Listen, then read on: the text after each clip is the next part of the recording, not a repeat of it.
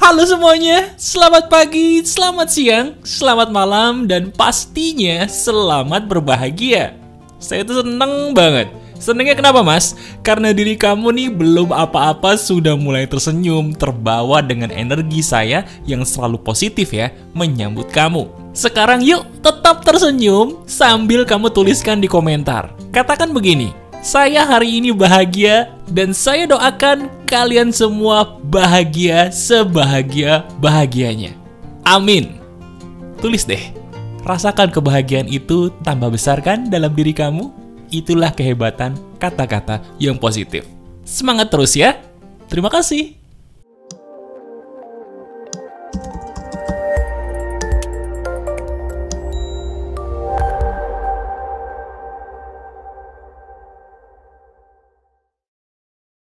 Halo teman-teman, ada saya kembali Aryan Surya, sahabat baik kamu dari Pagar Kehidupan.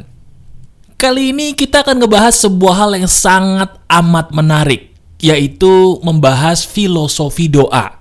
Benar, kalau kita bicara soal kesuksesan, percaya nggak sih, pasti yang namanya sukses itu nggak jauh-jauh dari teknik cara kita memandang sebuah doa. Setuju ya? Nah sekarang yuk, kita bahas lebih dalam lagi. Kenapa dalam hidup saya, Mas, ada doa-doa yang belum terkabul? Apakah saya doanya berlebihan, Mas? Atau mungkin ada cara-cara saya yang kurang tepat dalam berdoa? Dan kenapa ya, Mas? Kok doa-doa yang saya panjatkan tidak semuanya terkabul? Salah apa saya? Nah, ini dia. Yuk kita bahas. Menarik nih. Sekarang saya ingin langsung bertanya kepada kamu. Iya. Saya mau langsung bertanya kepada kamu sebagai sahabat baik saya, tolong jawab dengan jujur. Benar atau tidak sih, dalam hidup kamu pernah ada pertanyaan kenapa Tuhan tidak adil? Coba, kalau kita bicara pagar kehidupan itu uniknya ya, dia tidak hanya ngebahas soal bagaimana sukses secara materi, tapi uniknya juga sukses di luar materi. Sekarang coba, ingat-ingat lagi, apakah benar belakangan ini kamu pernah berdoa, tapi belum kunjung dikabulkan sampai diri kamu putus asa? Atau, coba, benar ya tebakan saya, bahwa diri kamu pernah berdoa, pengen mendapatkan sebuah hal, tapi kok yang dikabulin malah hal yang berlawanan. Kamu pengen mendoakan orang yang kamu cintai sembuh, tapi maaf, orang yang kamu cintai itu bukannya sembuh, malah pergi dari hidup kamu dan tidak sembuh. Salah di mana kamu? Kenapa Tuhan, mohon maaf, terlihat tidak adil? Pernah kamu bertanya seperti itu? Kalau memang pernah, ini dia. Ini nih fungsi dari video ini untuk meluruskan cara pandang kamu sebagai sahabat saya yang keliru. Karena benar loh, cara pandang kita tentang doa itu menentukan kesuksesan hidup kita. Ini menarik dan ini fakta. Sekarang tolong dengarkan saya baik-baik ya. Saya ingin memberikan sebuah rahasia kehidupan yang belum pernah dibagikan dimanapun kecuali di pagar kehidupan. Tolong disimak baik-baik, ini penting. Pertama, yang namanya berdoa itu dibagi jadi dua. Saya ulangi kepada kamu, doa itu dibagi jadi dua. Sayangnya, pemuka agama manapun belum pernah nih ada yang mau membahas ini, bahwa doa itu dibagi menjadi dua. Padahal ini yang membedakan orang yang berhasil dalam doanya dan yang maaf belum berhasil dalam doanya. Karena mereka tidak tahu bahwa doa itu sebenarnya dibagi menjadi dua. Apa saja mas? Yang pertama, doa dalam ibadah. Yang kedua, doa dalam perbuatan. Kamu setuju nggak sih kalau setiap perbuatan kita itu adalah doa loh? Setuju nggak? Setuju ya? Dan kamu juga setuju bahwa doa yang dalam ibadah kita itu pun adalah sebuah doa yang luar biasa mustajab atau luar biasa hebat kalau kita berdoa dengan sungguh-sungguh kepada Tuhan. Setuju ya? Berarti sampai sini kamu setuju dong dengan saya bahwa memang benar mas, doa itu memang dibagi jadi dua. Doa dalam ibadah saya sehari-hari, dan yang kedua doa dalam perbuatan. Nah sekarang coba sampai sini. Dengan ilmu yang baru saya bagikan sedikit saja sampai sini dulu, coba lihat kita sendiri. Lihat diri kita sendiri. Kita gak usah ngelihat orang lain yang pengen kita cari salahnya di mana. Enggak. Sekarang coba lihat diri kita sendiri. Lihat. Pertama kita tanyain, apakah selama ini setiap kali saya beribadah, saya sudah benar-benar berdoa memohon kepada Tuhan saya? Sudah belum? Oh, saya yakin. Kalau kamu punya permohonan besar, pasti saya yakin dalam setiap ibadahmu, doamu luar biasa. Saya yakin itu. Nah, kalau gitu, pertanyaannya yang kedua nih. Setiap kali saya selesai berdoa, bagaimana kualitas perbuatan-perbuatan saya? Apakah perbuatan-perbuatan saya ini, membatalkan doa-doa saya sendiri? Atau justru perbuatan saya, alhamdulillahnya, puji Tuhannya, melancarkan keinginan atau doa-doa dalam ibadah saya tadi? Coba kita lihat diri kita sendiri. Nah, dari sini kamu sudah mulai berpikir, iya juga ya mas. Saya tuh selama ini cuma berpikir kalau berdoa itu dalam ibadah saja. Oh tidak. Tidak. Coba deh. Terutama bagi kita yang muslim nih. Kita bicara soal muslim dulu. Selain kita berdoa dalam sholat kalau agama Islam, kita di luar sholat pun harus menjaga perilaku. Betul? Gak bisa kita maunya banyak tapi kita maksiat terus. Kita durhaka sama orang tua. Gak bisa. Selain kita mohon, agama itu ngajarin kita untuk jadi orang baik. Baik bukan hanya kepada Tuhan, tapi juga baik kepada makhluk-makhluk ciptaan Tuhan yang lain. Betul kan? Kalau begitu, sebenarnya Tuhan itu udah ngajarin loh, bahwa memang benar, doa itu bukan cuma ketika ibadah kan, tapi juga setelah ibadah. Bagaimana perilaku kita sehari-hari dalam melakukan kehidupan setelah kita berdoa. Setuju sampai sini? Nah, sebentar. Saya tahu pertanyaan kamu kok. Kalau begitu mas, bagaimana caranya kita berdoa selain kita beribadah? Atau bahasa gampangnya, bagaimana cara kita berdoa dalam melakukan kegiatan sehari-hari supaya perilaku kita nih mas tidak membatalkan doa-doa saya? Gimana mas caranya? Caranya adalah mudah. Nomor 1, berbaik sangkalah kepada doa-doamu. Saya ulangi. Nomor 1, berbaik sangkalah kepada doa-doamu. Nah ini loh yang paling sering mohon maaf dilanggar sama kita. Kita ini mintanya jago, tapi untuk merasakan berbaik sangka kepada doa-doa kita sendiri itu susah ya. Contoh, siapa di antara kamu yang saat ini sudah cukup lama menikah tapi belum dikaruniai anak? Dan belum dikaruniai anak, diri kamu ini sudah lama sekali berdoa tapi belum kunjung dikasih anak. Susah ya.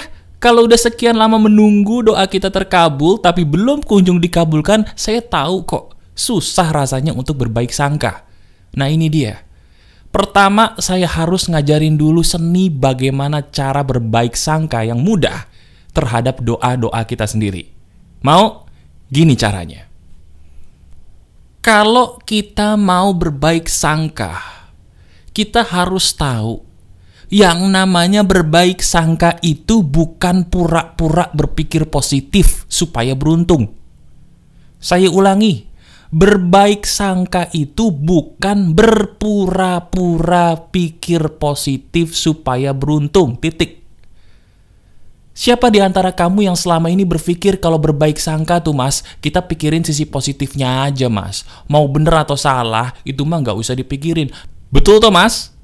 Jawaban saya ngaco. Bukan begitu berbaik sangka tuh.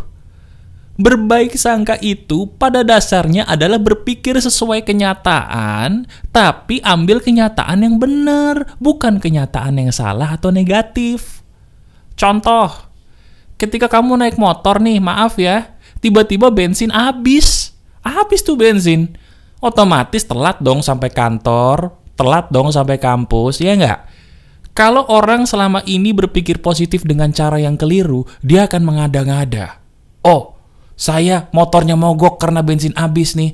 Bisa jadi karena saya mau dihindarkan dari musibah, yaitu bos saya ngomel-ngomel atau dosen saya ngomel-ngomel. Boleh berpikir positif seperti itu, tapi kan itu mengada-ngada. Belum ada bukti.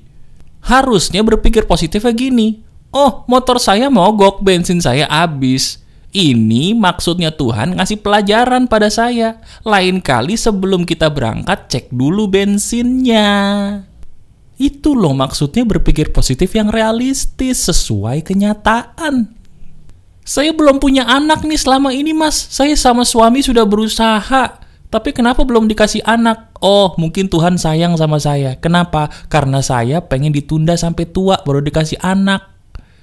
Bukan begitu. Dirimu belum dikasih anak, coba lihat sekarang. Udah pantas belum jadi orang tua? Maaf loh. Kadang-kadang orang tuh pengen sesuatu tapi kurang memantaskan diri. Nah, berbaik sangka itu yang paling baik adalah coba pantaskan dirimu dulu untuk doa-doamu. Kamu pengen balikan dengan orang yang kamu sayang, apakah dia pantas buat kamu? Apakah kamu pantas buat dia? Kamu pengen jadi orang kaya, apakah kamu pantas jadi orang kaya? Kalau pantas, apa buktinya? Kamu pengen lulus kuliah dengan baik, apakah kamu pantas lulus kuliah dengan baik? Apa buktinya? Kamu pengen jadi PNS, apakah kamu pantas jadi PNS? Apa buktinya? Jadi berbaik sangka itu pakai bukti, bukan mengada-ngada. Pantaskan dulu dirimu. Jelas? Wah, jelas banget, Mas. Tapi bagaimana kalau saya bisa berbaik sangka ketika saya berdoa untuk seseorang, tapi orang itu dipanggil Tuhan? Padahal saya berdoa ingin dia sembuh, Mas. Tapi kenapa orang itu dipanggil Tuhan seolah-olah doa saya itu diabaikan? Gini teman-teman, tolong disimak. Ketika kita mendoakan orang supaya sembuh, jangan sampai kita punya pikiran memaksakan takdir Tuhan kepada dia untuk berlaku seperti yang kita mau. Saya ulangi, ketika kita mendoakan orang lain, siapapun orang itu, jangan pernah berpikir bahwa kita lebih berhak mengutak-ngatik takdir orang lain dibandingkan Tuhan. Sekarang kita pikirin deh. Coba jawab saya ya, tolong dijawab. Siapa yang berkuasa dengan takdir seseorang? Apakah Tuhan yang menciptakannya atau kita? Tolong dijawab. Iya benar, Tuhan yang menciptakannya. Orang Tuhan yang punya, kenapa kita yang ngatur? Ya tapi saya sakit, Mas, saya tidak terima dia pergi dari dunia ini. Gini, kita cuma ngelihat dia sakit kemudian pergi. Apakah kamu tahu? Barangkali, kemungkinan besar, kamu sadar gak sih? Setiap doa itu adalah hadiah loh bagi orang yang sudah tiada. Percaya deh sama saya. Orang yang sudah tiada, kalau kita rajin doakan, dia itu happy di alam berikutnya. Kita tidak bisa melihat kan di alam berikutnya dia seberapa bahagia. Kalau kita tidak bisa melihat, stop sampai di situ. Gak usah berburuk sangka. Tidak perlu berburuk sangka. Kenapa? Karena kita tidak bisa lihat di alam berikutnya dia bagaimana. Kenapa kita harus berburuk sangka? Bisa jadi di alam berikutnya karena kamu dan orang-orang banyak mendoakan dia, dia melompat-lompat bahagia. Dia bersyukur di alam berikutnya. Bukan karena dia bersyukur sudah meninggal, bersyukur karena banyak yang mendoakannya sehingga dia bahagia di alam berikutnya. Cuman kita nggak tahu. Ayo dong, berbaik sangka dulu. Bagaimana mungkin kita bisa menjadi orang sukses kalau berbaik sangka aja kita masih susah? Ayo, rubah cara pikir kita, berbaik sangkalah. Itu landasan kita mencapai sukses dengan sebuah doa. Paham ya? Nah, sekarang kesimpulannya begini. Kalau kita ingin doa-doa kita seizin Tuhan bisa terkabul, langkah pertama setelah kita berdoa dalam ibadah, yang paling penting adalah berbaik sangkalah dengan doa-doa kita sendiri. Tidak boleh mengeluh, tidak boleh berburuk sangka. Berbaik sangkalah. Yang paling mudah berbaik sangka itu adalah tanyakan, saya pantas nggak ya dapat doa-doa saya? Kalau merasa belum pantas, pantaskan dulu dirimu. Pengen jadi orang kaya, pantaskan diri. Gimana caranya, Mas? Bersedekahnya jangan berhenti terus. Pengen punya anak, pantaskan diri. Gimana caranya, Mas? Urusin banyak anak yatim. Saya pengen sehat, Mas, pantaskan diri. Gimana caranya? Olahraga. Berperilaku sebagaimana layaknya orang-orang sehat.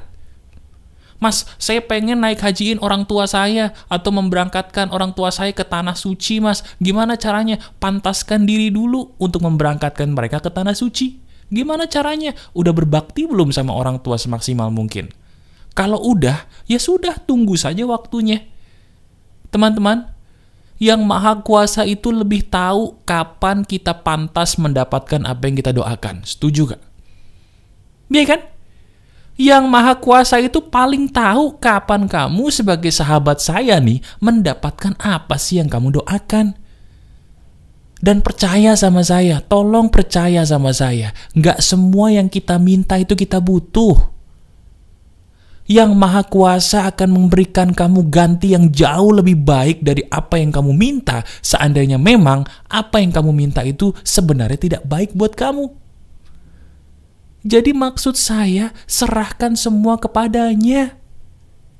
Gak usah ngotot, gak usah maksa, karena bisa jadi apa yang kita inginkan bukan yang kita butuhkan, tapi apa yang tidak kita inginkan bisa jadi untuk saat ini, itu loh yang kita butuhkan. Coba berikan semua waktu dulu. Saya ulangi, coba berikan semua waktu dulu. Percaya deh sama saya, seiring berjalannya waktu, kamu akan menyadari bahwa apa yang saya katakan ini benar. Dirimu akan bersyukur bahwa apa yang direncanakan Tuhan itu sebenarnya selalu baik. Selalu baik. Cuman kitanya yang tidak mau menerima.